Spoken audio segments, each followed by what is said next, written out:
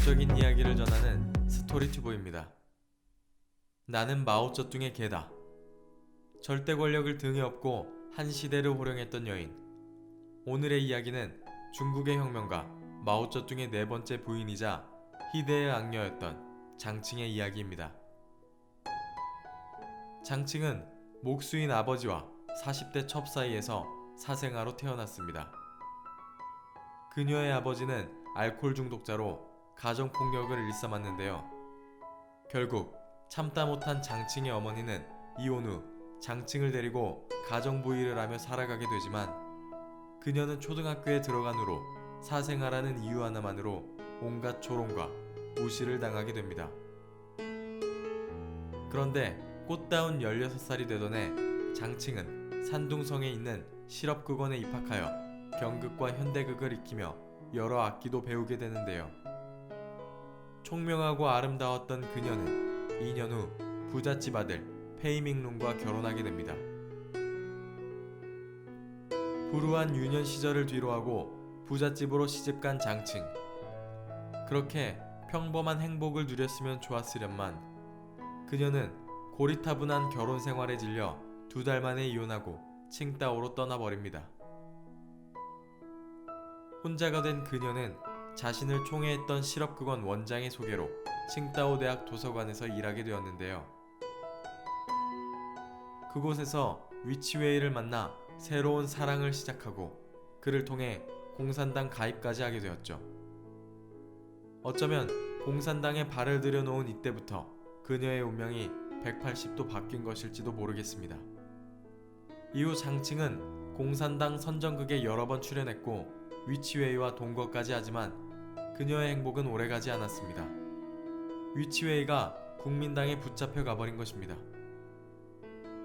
일찍이 겪은 이혼과 동거남과의 생리별, 벌써 여러 번 사랑에 실패한 그녀지만 또다시 사랑에 빠지고 맙니다. 바로 유명한 시인이자 평론가인 탕나와 결혼하게 된 것이죠. 그러나 위치웨이와의 관계가 정리되지 않았던 탓일까요? 그녀의 남자 관계에 대한 찌라시가 돌기 시작했습니다. 이를 참지 못한 탕나는 2번이나 자살을 시도합니다. 이후 소원해진 두 사람의 관계는 회복할 수 없을 만큼 망가졌고 장칭은 상하이로 떠납니다. 상하이로 떠난 장칭은 그녀의 마지막 남자가 된 인물 마오쩌둥을 만납니다. 마오쩌둥은 당시 3번째 부인이 있었지만 장칭과 불륜을 저질렀습니다. 떳떳하지 못한 결혼이었기에 당 중앙은 마오쩌둥과 장칭의 결혼을 인정하는 대신 장칭에게 정치 진출을 하지 말 것을 명합니다. 숱한 반대와 눈총을 무릅쓴 결혼이었건만 마오쩌둥은 정신을 못 차리고 바람을 피우고 다녔습니다. 그러나 장칭은 마냥 불행했지만은 않았을 것입니다. 그의 권력을 이용해 자신 또한 막강한 권력을 누렸기 때문이죠.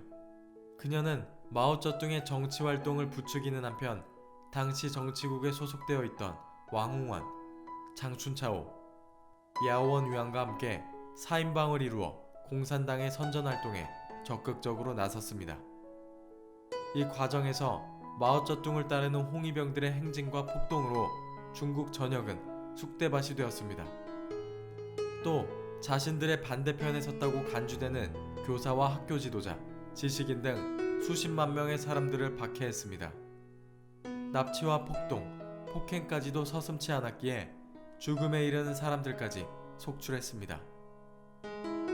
그러나 그녀는 1976년 마오쩌둥의 사망 이후 이 어마어마한 권력을 완전히 잃게 됩니다.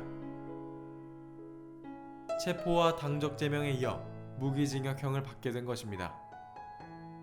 갑작스러운 몰락 때문이었을까요?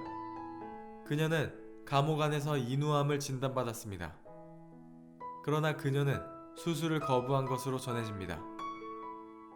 이후 몇 년 동안 병이 악화되었고 병보석으로 풀려나 입원까지 했지만 그녀는 결국 병원 화장실에서 목을 메고 자살하게 되었습니다. 오늘의 이야기 어떠셨나요? 한때는 마오쩌둥을 이용해 정점에 올랐지만 그 끝은 비참하기 짝이 없었던 장층. 그녀는 한때의 권력만큼 허망한 것이 없다는 것을 보여준 비운의 여인으로 역사에 남아 있습니다.